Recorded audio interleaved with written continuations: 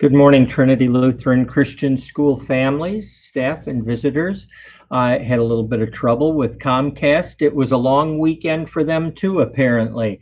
Sorry about being tardy. We'll be on at 10 o'clock from now on. Devotion for today comes from Exodus 33:14. With us always. The Lord replied, "My presence will go with you, and I will give you rest."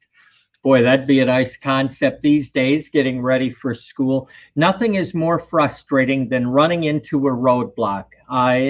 Some of you may have run into those this past week on Philadelphia Road with the flooding and being rerouted. Detours eat up precious time, not to mention the frustration of being rerouted when you could take the direct route to your destination. Inevitably, you will end up behind a semi-truck or an uncertain driver who slows your way. In our lives, sin is like a roadblock. It separates us from God's best and easier way. God has desired to be with us since the beginning, since Adam and Eve. But to be with us, he had to deal with sin because a holy God can't stay in the presence of evil. We can trace his moves against sin through the Bible, from Adam and Eve's exit from the garden to the great flood, to the dramatic rescue of the Israelites from Egypt, as he was poised to take them into Canaan, the promised land of rest. The roadblock of sin threatened to obstruct their way. No sooner had God finished giving Moses the 10 Commandments than the Israelites violated the first one by making a golden calf to worship in place of God. Calling them a stubborn, stiff-necked people, God said he would no longer go with them to the land, as discussed in Exodus 32:9.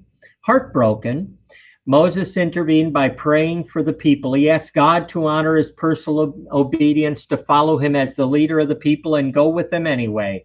That brings us to today's verse. When God promised for his presence to go with them, to take them to the promised land and give them rest. We hate to admit it, but we can be like the Israelites. We want to go our own way and do our own thing instead of following God's commands.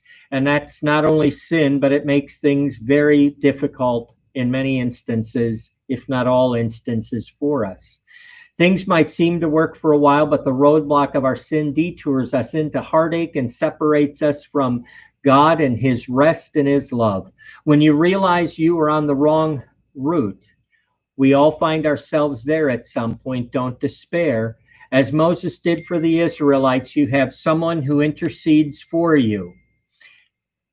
Jesus is always there for us. He is always in God's presence, praying for us to avoid the roadblock of sin and to return to the route of obedience when we have gotten off course.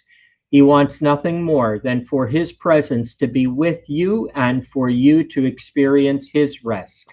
Ask God to remove your roadblocks today. We pray. Lord, how easy it is for me to get off track and go my own way. I don't want to take a harder way to go when I should follow you and know your rest and your love. Show me how to live in obedience to you so I don't miss a single moment of your presence. I hope that you have a magnificent Monday today and had a most blessed weekend.